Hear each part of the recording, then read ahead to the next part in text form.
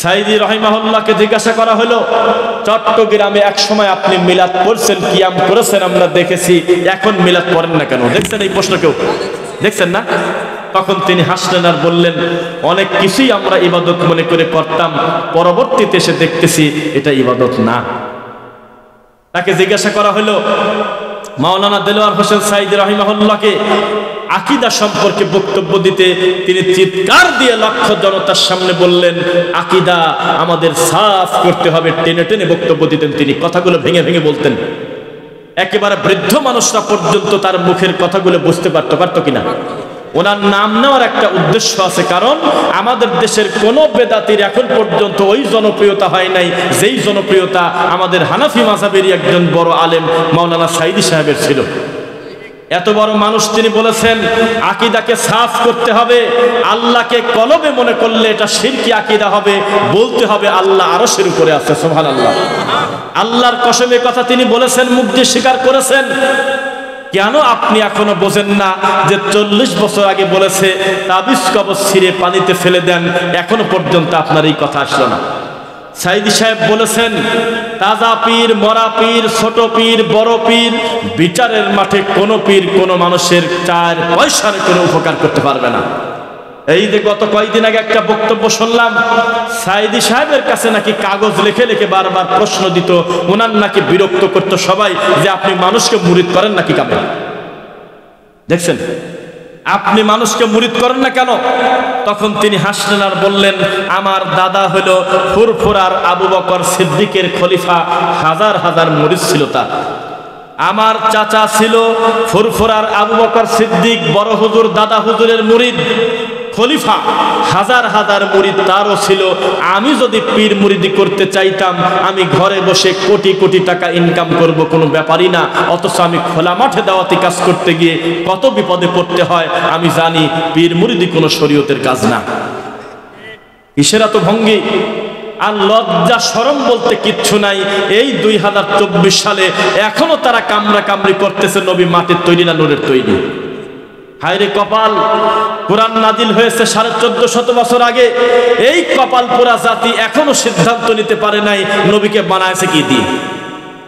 প্রায় 1450 বছর আগে আল্লাহর নবী জন্ম নিয়ে আবার মারাও গেছে, এখনো পর্যন্ত সিদ্ধান্ত নিতে পারে নাই আল্লাহর নবী কি গায়েব জানে নাকি গায়েবের মালিক না। এইভাবে কামড়া কামড়ি চলতেছে। ইসলামের কতটুকু কল্যাণ হচ্ছে? লাভের ভিতরে হচ্ছে যে 90 লাখ ইহুদি মারতেছে 250 কোটি মুসলমানকে। সারা পৃথিবীর সব ইহুদি যদি এক জায়গায় করেন, একটা বর্ণনা মতে 3 কোটির বেশি হবে না। এই 3 কোটি মানুষ আমাদের মুসলমানদেরকে কচু কাটা করতেছে কিনা বলেন? ও ভণ্ড হুজুর, তোমাকে একটু খারাপ ভাষায় বলি, তোমার লজ্জা হয় না কেন? এই ডাইরেক্ট আমার কোরআন নিয়ে ডক্টর উইলিয়াম ক্যাম্পবেল ব্যঙ্গ করল।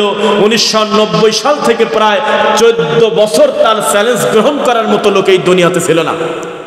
তিনি বলেছিলেন, তোমাদের ভিতরে কেউ কি আছো কোরআন মাজিদে ভুল আছে 29টা? নাউজুবিল্লাহ পড়েন না কেন?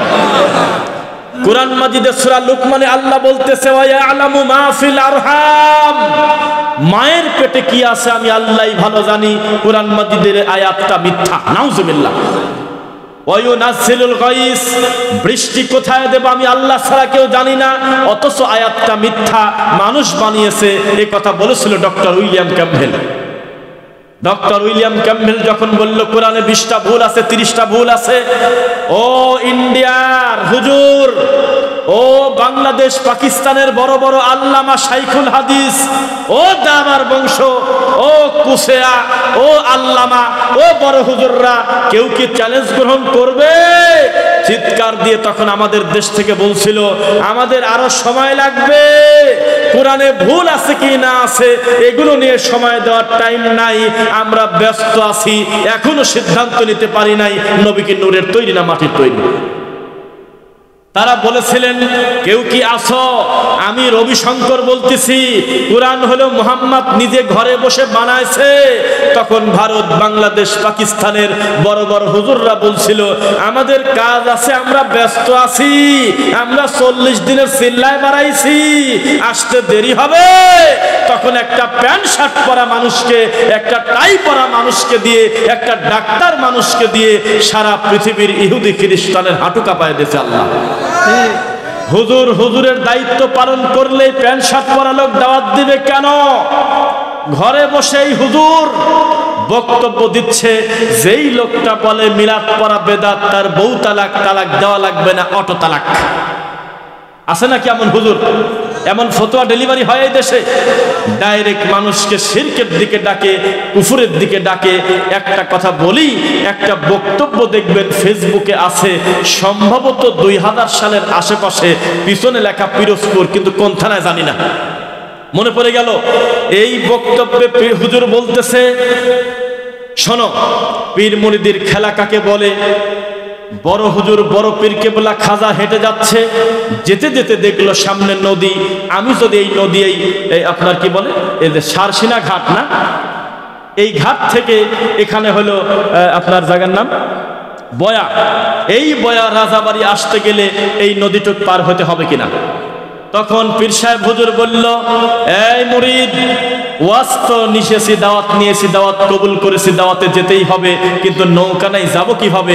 কয় যে কারোর কাছে কিন্তু বলিস না, তুই চোখ বন্ধ করে আমার জায়নামাজের পিছনে দাঁড়া, চুপ করে বসে থাক, আর আমি যা বলি সেটা তুই রিপিট করবি না, তুই বলবি ইয়া খাজা, ইয়া খাজা, একটু পর পর খাজা খাজা বলবি, আর চোখ বন্ধ করে থাকবি, আমি না বলা পর্যন্ত চোখ খুলবি না, তাহলে করে মরে শেষ।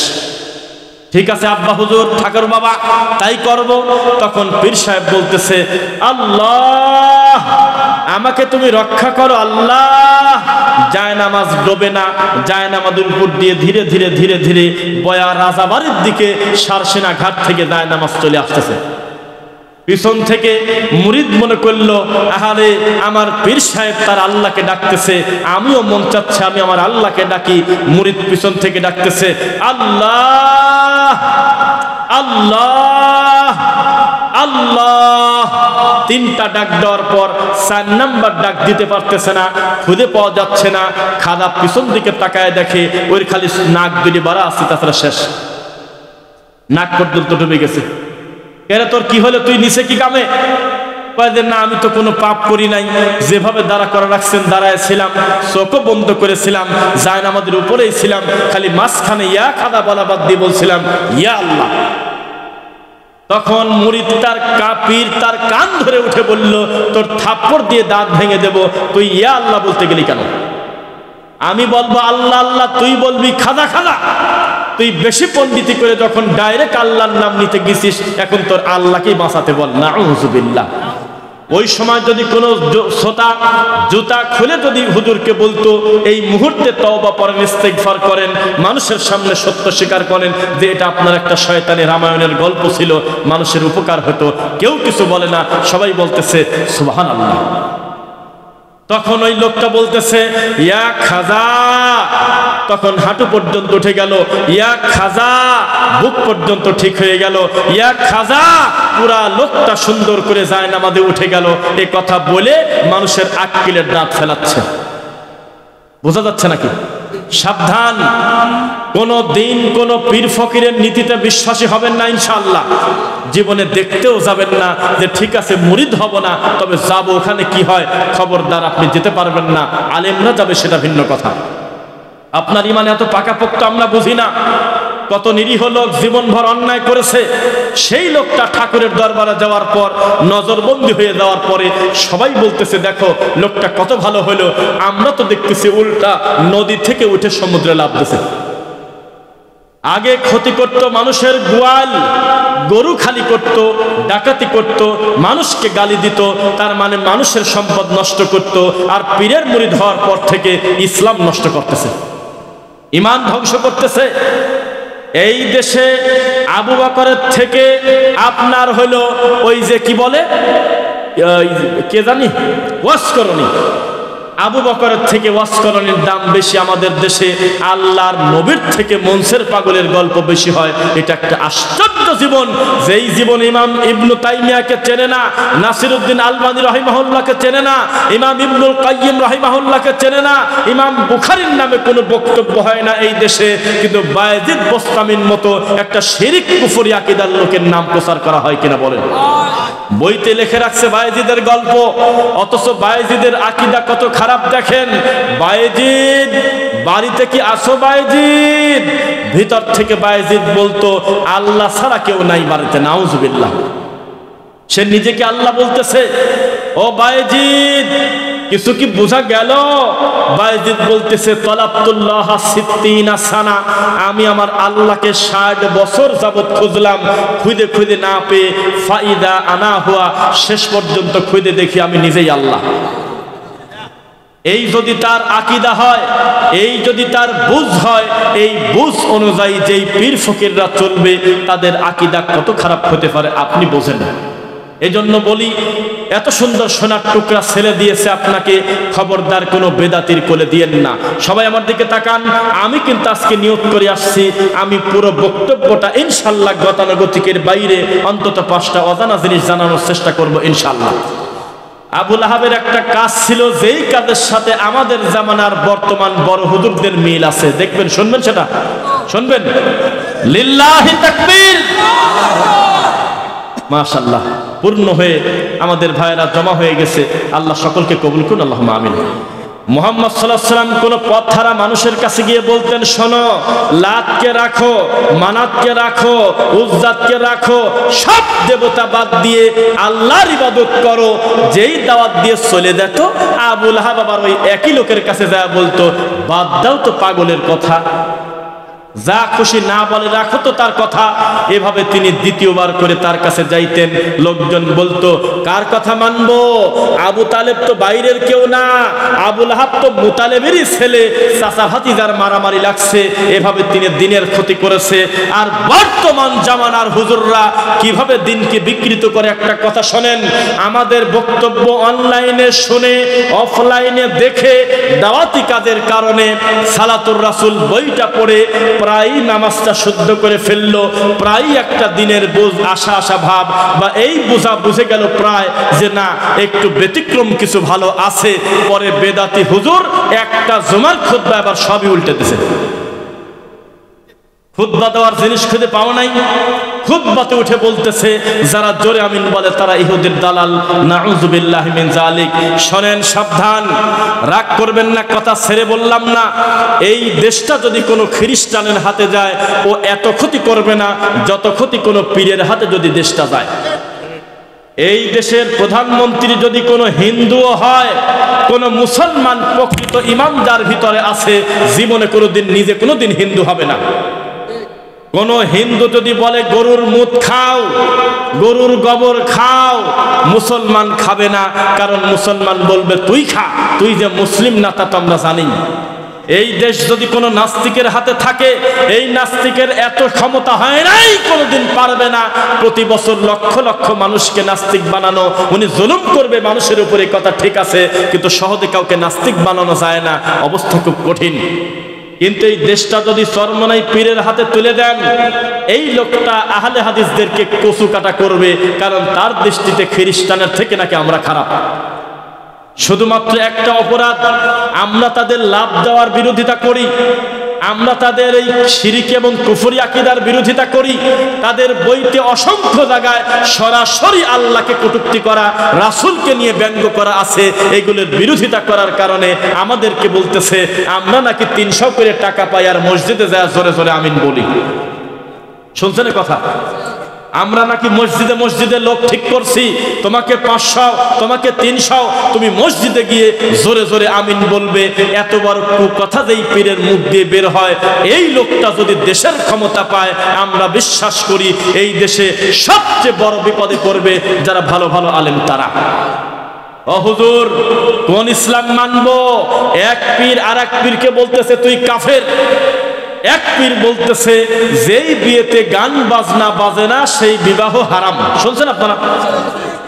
এক পীর বলতেছে আমার মরণকালে ঢোল বাঁশি বাজায়ো, কলেমা কালেমার দরকার নাই, ও আমার তরিকার ভাই আমি মরার পরে আমার কবরে ঢোল বাঁশি বাজায়ো।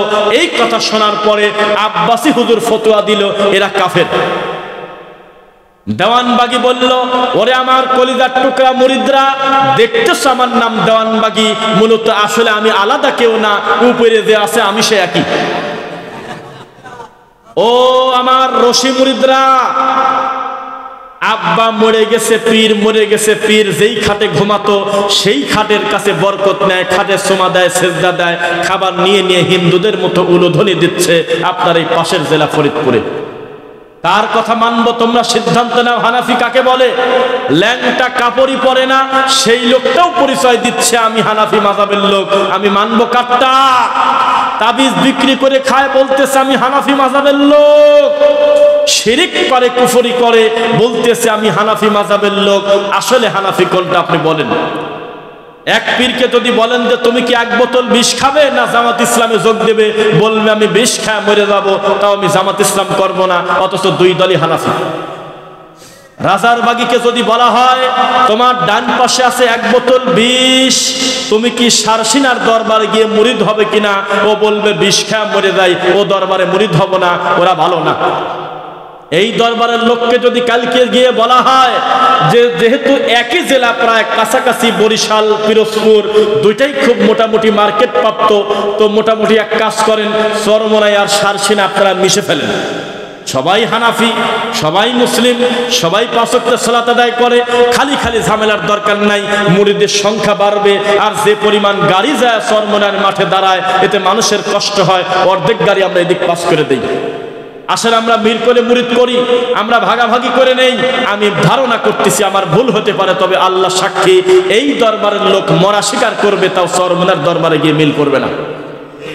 তাদের নিজেদের ভিতরে এত কামড়া কামড়ি, কিন্তু একটা জায়গায় তারা ঐক্যবদ্ধ হয়, যখন খবর পায় যে আহলে হাদিসের কোন মসজিদ হচ্ছে অমুক এলাকায়, রাতারাতি সব বেদাতি এক হয়ে যায়। অথচ এতদিন দেখতাম যে কামড়া কামড়ি লাগাইছে, বিয়ে বাড়িতে দেখবেন মাঝে মধ্যে কুকুরের চেঁচামেচিতে খাওয়া বন্ধ হয়। মিথ্যা বললাম? কি যে জ্বালা শেষ নাই, এমন ভাবে চিৎকার দিচ্ছে মনে হচ্ছে 3টা মার্ডার হয়েছে। খাওয়া বাদ দিয়ে যখন পর্দাটা সরাই, তখন দেখি যে 2টা কুত্তা কামড়া কামড়ি করতেছে, এমন কোন দামি সম্পদ নিয়ে না, একটা হাড্ডি নিয়ে। এক পীর আর এক পীরকে বলতেছে তোর বউ তালাক, কারণ তুই নবীকে মাটির তৈরি বললি কি কামে। এক পীর আর এক পীরকে বলতেছে তোর বউ তালাক, কারণ তুই হলো মিজানুর রহমান আজহারের সাথে মুসাফা করলি কি কামে। এই জন্য মাগরিবের পর তারা নতুন করে কালেমা পড়ছিল, দেখছিলেন আপনারা? হাই রে ইমানের পাওয়ার! আল্লাহর নবী ইহুদিদের বাড়িতে খানা খাইছে, ইহুদিদের সাথে উঠা বসা করছে প্রয়োজনে জাগতিক কারণে, আমার নবীর ইমানের ক্ষতি হলো না। আর এই আজহারি সাহেব একটা মুসলমান, আমাদের ভাই, শিক্ষিত একটা জ্ঞানী মানুষ, এই মানুষের সাথে মুসাফা করার কারণে চট্টগ্রামে তারই মানহাজের ওই একই বিশ্ববিদ্যালয় থেকে তারাও মাস্টার ডিগ্রি অর্জন করেছে, তারাও আজহারি। শুধুমাত্র তরিকার কারণে, পীর ফকিরের নীতি মানার কারণে আজহারি সাহেবের সাথে মুসাফা করে তাদের নাকি ইমান চলে গেছে। দেখছেন না? দেখেন নাই? দেখছেন? তখন তারা এসে বলতেছে আশহাদু আল্লা ইলাহা ইল্লাল্লাহ ওয়াহদাহু লা শারীকা লা ওয়া আশহাদু আন্না মুহাম্মাদান আবদুহু ওয়া রাসূলুহু। আজহারের সাথে দেখা করার পর ঈমান চলে গেছে। আগে মুসলমান ছিলাম, এখন কাফের, আবার নতুন করে মুসলিম হই। মুসলমান হইল, আচ্ছা যাই হোক, ও জাতকে আমরা আগেও তো মুসলিম মনে করি না, তারপরেও যাই হোক, কালেমা পড়লে 30 বছরের মূর্তি পূজারীকে আল্লাহ ক্ষমা করে, করে কিনা? অনুশোচনা 1, 2 এই পাপার জীবনে করব না, 3 বেশি বেশি ভালো কাজ করে প্রমাণ করা যে আমি আসলেই অনুতপ্ত, তাহলে আল্লাহ ক্ষমা করে দেয় একনিষ্ঠ তওবা করলে। তা আমরা মনে করলাম যাক অন্তত তওবা করে যাই হোক একটা লাইনে আসলে ওদের দৃষ্টিতে। এখন দেখি যে মুহূর্তের মধ্যে বলতেছে আল্লাহ তুমি আমাকে ক্ষমা করো, নবী তুমি আমাকে ক্ষমা করো। আবার কোনে গেল কও তো জ্বালা। আল্লাহর কাছে ক্ষমা চাওয়া হলো ইবাদত, আর নবীর কাছে ক্ষমা চাওয়া হলো শিরক। নবীর কাছে সন্তান চাইলে ঈমান থাকে না, আল্লাহর কাছে সন্তান চাইলে ঈমান আরো বাইরে। সুবহানাল্লাহ। এই হলো তোমাদের হুজুর। তোমরা এখনো সিদ্ধান্ত নিতে পারো নাই যে কোনটাকে আমরা সম্মান দেব। বাংলাদেশে আমরা অহংকার করি না, সত্য করে বলি। যুবক ছেলেরা একটু কথা বলো। মিজানুর রহমান আজহারি সাহেব যদি কোনো 10 মিনিটের একটা লেকচার ইউটিউব ফেসবুকে দেয়, হিংসা করে 4 পয়সা লাভ নাই ভাই। আমি 100 বক্তব্য দিলে যে ভিউ হবে না, এই মানুষটার 1 ঘন্টায় তার থেকে বেশি ভিউ হবে। এই লোকটা বক্তব্য দিলে লক্ষ লক্ষ মানুষ মুহূর্তের ভিতরে বাড়ি বসে শোনে। জীবনে কোনোদিন বিরোধিতা করব না এই ব্যাপারে যে তার জনপ্রিয়তা নাই, জনপ্রিয়তা খুব আছে। কিন্তু একটি প্রশ্ন, আমাদের দেশের মানুষ মনে করে আজহারি মানে হলো হকের মাপকাঠি, আজহারি মানে বিশাল ব্যাপার। পৃথিবীর সবচেয়ে প্রাচীনতম ইসলামী বিশ্ববিদ্যালয় মিশরের আল আজহার বিশ্ববিদ্যালয়, ঠিক কিনা বলেন? তাহলে খাতা কলম বার করেন তো দেখি, ক্যালেন্ডার বার করেন, মোবাইল একটু দেখা দেই। যতগুলো আজহারি মিশর থেকে ডেলিভারি হয়েছে আমাদের এই দেশে, বাংলাদেশের 98টা হলো কবর পূজারি, ডাইরেক্ট মাজারে সেজদা দেয়। 98টা হলো জিলাপিখোর, কুসুম গরম সুন্নি না, একেবারে ডাইরেক্ট গরম সুন্নি, একটা ডাইরেক্ট রেজবির লোক। আর 2টার ভিতরে যারা মোটামুটি একটু লাইনে আছে, তবুও পুরাটা সত্য স্বীকার করে না, পরে কাছাকাছি গিয়ে বলে আচ্ছা বাদ দাও, সব আমরা একই আছি। কারণ তারা জানে এক বৈঠকে সব সত্য স্বীকার করলে ভোট পাওয়া যাবে না। আরে মন্দির পাহারা দিচ্ছে আর মসজিদ ভাঙতেছে, টুপি মাথায় দিয়ে মন্দিরে গিয়ে বলতেছে আল্লাহ তোমার শুকরিয়া আদায় করি যে তুমি মন্দিরে আসার আমার সুযোগ দিছাও। ওরে হুজুর, তোমার ইমান যে জায়গা ডাইরেক্ট আমার আল্লাহর সাথে শিরিক চলতেছে রানিং, ওখানে কোনো মুসলমান যেতেই তো পারে না, গিয়ে বলতেছে আমার ভিতরে ভালো একটা ব্রাহ্মণ আছে, ওখানে গিয়ে কোরআন পড়তেছে। ওই বেদাতি হুজুরকে বলে দেন আমরা স্বীকার করি পাথর পূজা, মিনার পূজা, কুতুব পূজা, প্রত্যেকটা খাম্বা পূজা হলো শিরক। কি কথা বলেন? কি সারা জীবন পৃথিবীর সব ফুল এক জায়গা করে, বাংলাদেশের সব গোলাপ এক জায়গায় করে, এই যে যশোর আছে পাশে, যশোরের দিকে আছে না, যশোর না কোথায় জানো সবচেয়ে বেশি ফুল পাওয়া যায়? কোথায়? হ্যাঁ, যশোর।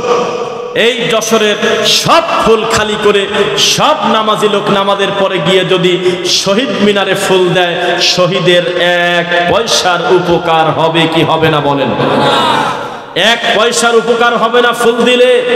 এটা আমরাও বুঝি, বেদাতি হুজুরও বোঝে। এই জন্য কয়দিন আগে দেখলাম, বলেন তো 16ই ডিসেম্বর গেছে কিনা? কয়েকদিন আগে গেছে।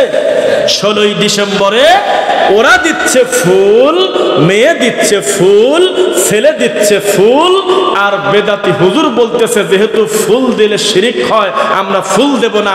ঘর থেকে কোরআন নিয়ে গিয়ে 50টা হুজুর এক জায়গায় বসে কোরআন পড়তেছে। সাক্ষী দেন, দেখছেন? কোন বেদাত, কোন শয়তানি?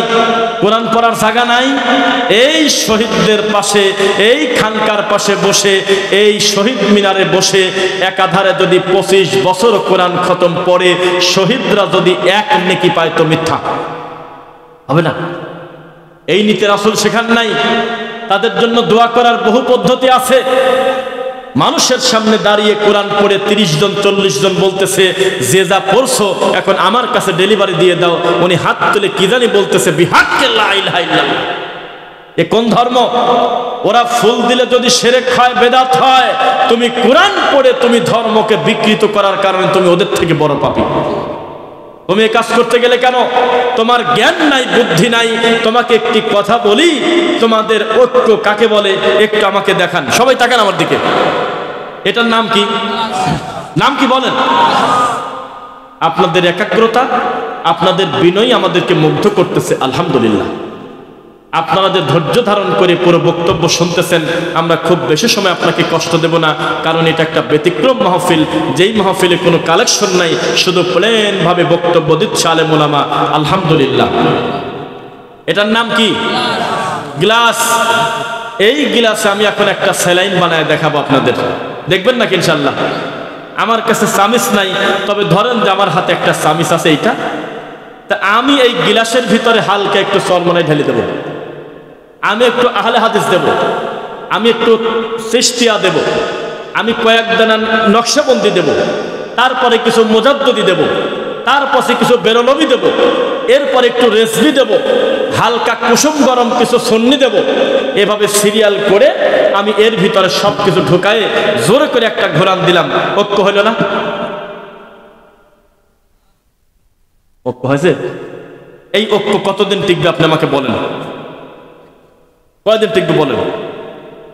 ঐক্য যখন আমরা সবাই করে ফেললাম যে সব তরিকার লোক আছে, তো জোহরের নামাজের আজান পড়ে গেছে, তাহলে চলো আমরা আল্লাহর ঘরে গিয়ে আজানটা দেই, আজানেই ভেজাল লেগে যাবে। আজানের পরে একজন মোনাজাত করে কাঁদতেছে, আর একজন বলতেছে মোনাজাত করা যাবে না। নামাজে সালাম ফেরায় কেউ মাথায় হাত দিচ্ছে, কেউ মোনাজাত করতেছে, কেউ মুসল্লির দিকে ঘুরে বসে আপনার জিকির করে। এই ঐক্য 3 মিনিট টিকবে না।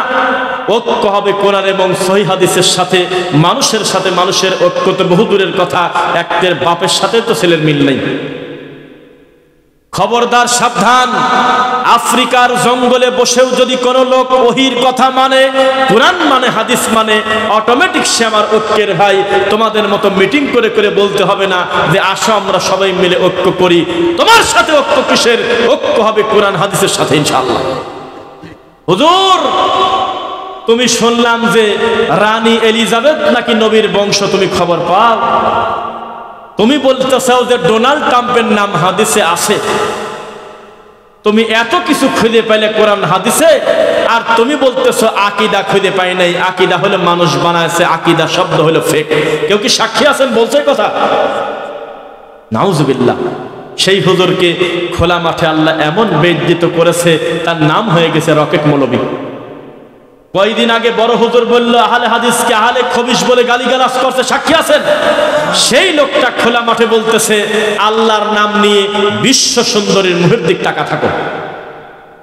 সমস্ত মিডিয়া, সমস্ত মূলধারার মিডিয়া বলল এটা আবার কোন ধরনের হুজুর জালসার মঞ্চে এসে লোকজনকে নায়িকার কথা বলে। শোনো হুজুর, ইতিহাস সাক্ষী, আহলে হাদিসের বাচ্চার কোনো বক্তব্য নিয়ে টিকটক হয় না, কোনো ভিডিও বানানো যায় না।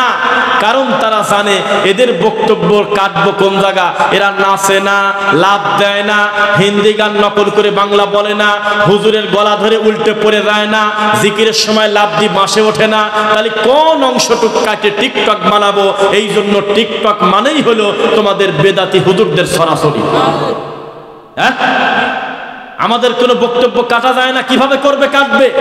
কারণ ছাড়া হু হু করে কাঁদি না, অকারণে খিলখিল করে হাসি না। আরো জোরে বলো, তাকবীর দাও, ঠিক কিনা বলো। এভাবে বলে বলে মানুষের সামনে আমরা প্রেসার দেই না। আবার হিন্দি গানও নকল করি না, বিড়ি খাওয়ার স্টাইলও দেখাই না। তাহলে আমাদের বক্তব্য নিয়ে হবে কিভাবে? তোমার বড় হুজুর আর আমার বড় হুজুরকে দেখো। তোমার বড় হুজুর 4 লাখ টাকা নিয়েছে মাহফিলে আগে অগ্রিম, কিন্তু অতিরিক্ত কুয়াশা থাকার কারণে হেলিকপ্টার যেতে পারবে না জন্য 4 লক্ষ টাকা কমিটিকে ফেরত দিয়েছে। ডাইরেক্ট নিউজের কথা বললাম কিন্তু। আর আমার হুজুর 1 টাকা অগ্রিম না নিয়ে শত শত কিলোমিটার এসে আবার চলে যাচ্ছে।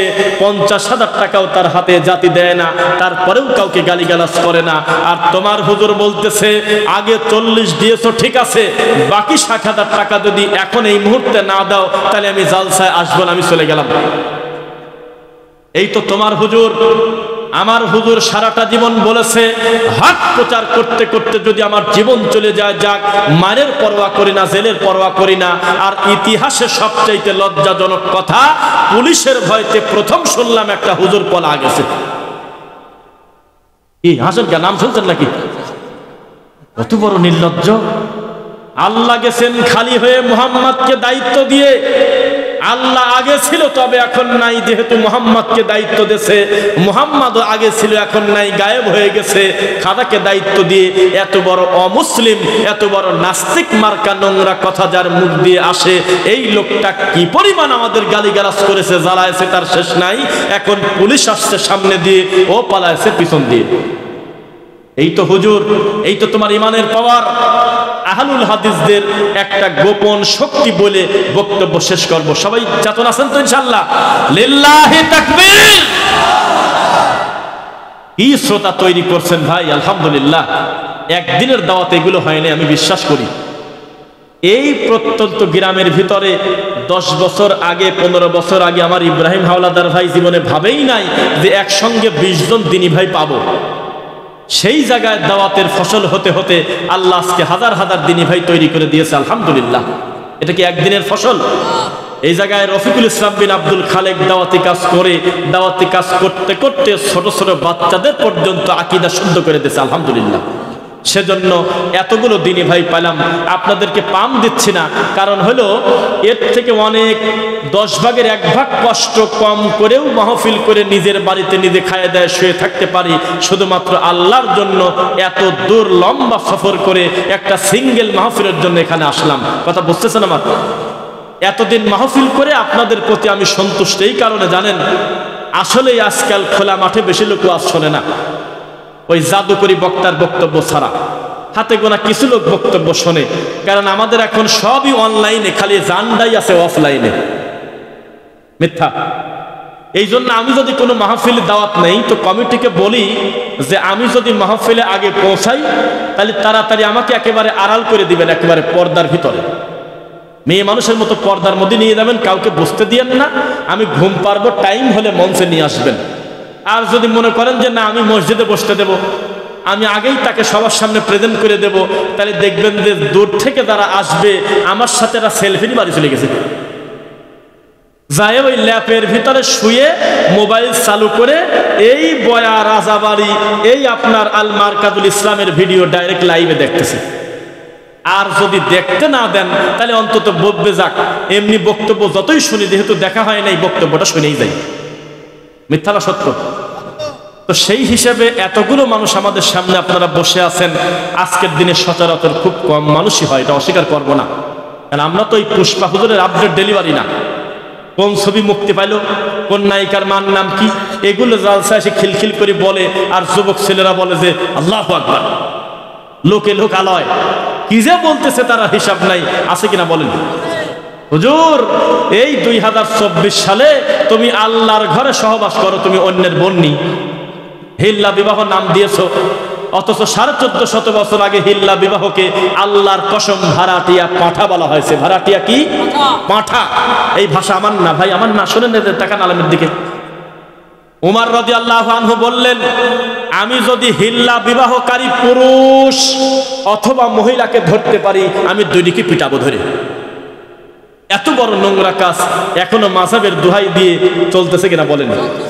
ইসমত আলী আশেকি নামে একটা হুজুরের কাছে গেছে হলে ফতোয়া নিতে, আমি তো রাগের মাথায় 3 তালাক দিছি, কি করব? তো কইলে যে বাঁচার তো পথ নাই রে, আর একখানে বিয়ে দিয়ে দাও, আর একখানে তাড়াতাড়ি বিয়ে দাও, তারপরে সহবাস করবে, এরপরে সে ছাড়ি দেবে, তারপরে তুমি বউ পাবে। তখন বলল যে আশেপাশে লোক নাই, কি করা দরকার, আমার কাছেই দাও।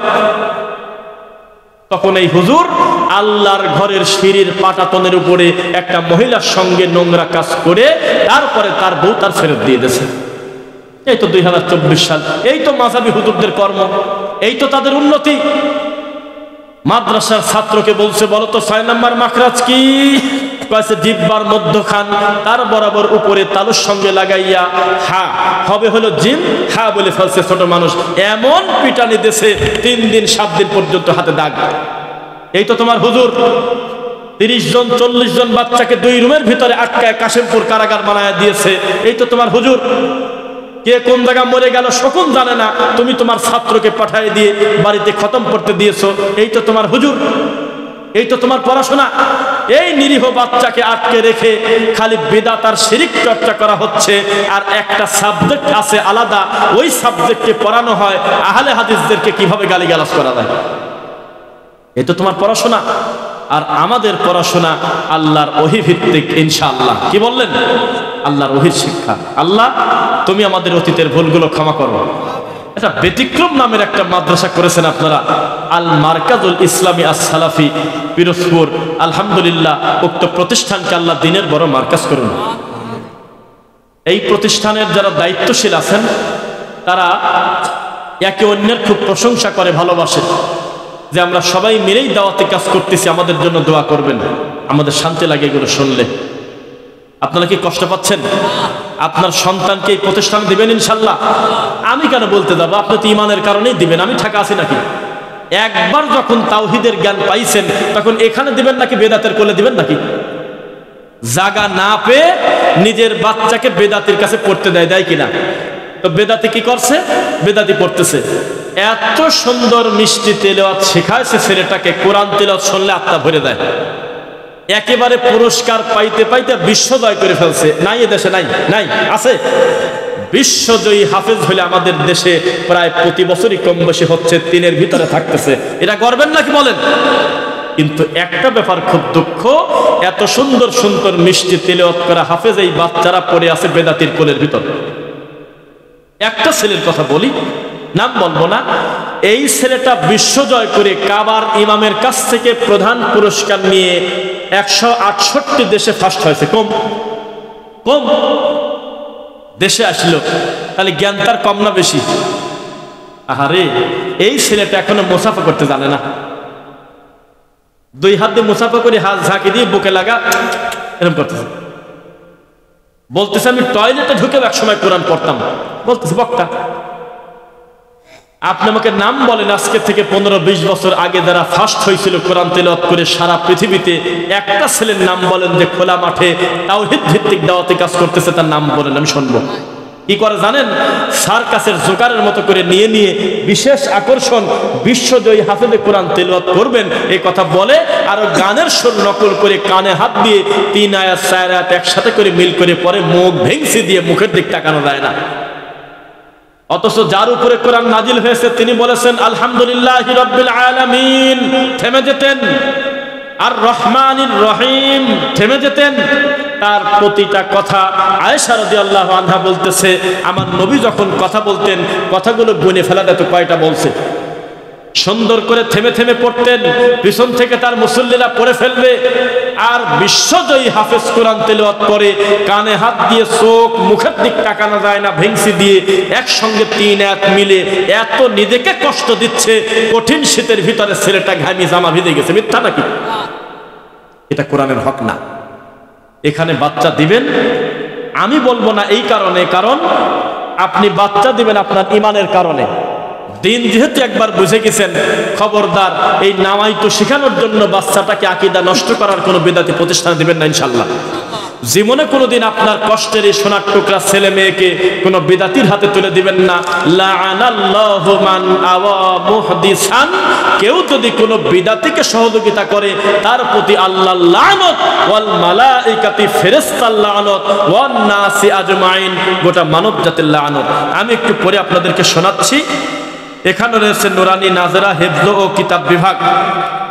আপনার মদিনা ইসলামী বিশ্ববিদ্যালয় ও বাংলাদেশ মাদ্রাসা শিক্ষা বোর্ডের কারিকুলামে কোরআন এবং সহিহ হাদিসের আলোকে সালাফদের মানহাজ অনুসারে চক্ষু শীতলকারী সন্তান, সুদক্ষ নাগরিক এবং আরবি ইংরেজি তথ্য প্রযুক্তির জ্ঞান সম্পন্ন ইসলামী স্কলার গড়াই হলো আল মারকাদুল ইসলামিয়া সালাফি মাদ্রাসার লক্ষ্য এবং উদ্দেশ্য।